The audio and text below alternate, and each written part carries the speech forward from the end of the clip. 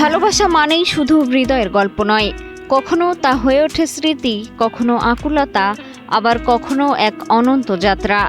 এমনই এক আবেগঘন প্রেমের গল্প নিয়ে ঈদ উল ফিতরে আসছে নতুন সিনেমাটিক মিউজিক্যাল ফিল্ম প্রেমের গল্প।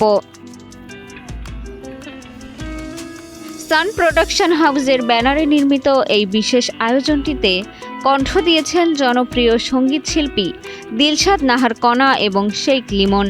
গানটির কথা, সুর ও সঙ্গীতায়োজনে রয়েছেন হলের জনপ্রিয় সঙ্গীত পরিচালক আফরাল সাহির।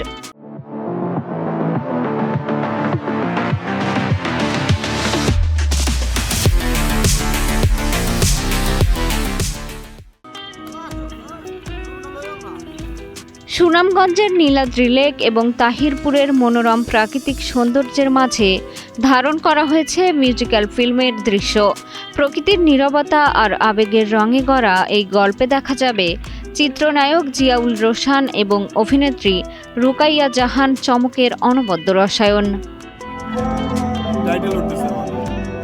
নির্মাতা মাহিন আওলাদের গল্প নির্ভর সিনেমাটিক উপস্থাপনায় প্রেমের গল্প হয়ে উঠেছে ভালোবাসার এক পূর্ণাঙ্গ ভিজুয়াল অনুভূতি, যা প্রতিটি হৃদয়ে ছড়িয়ে দেবে আনন্দ, আবেগ আর ভালোবাসা।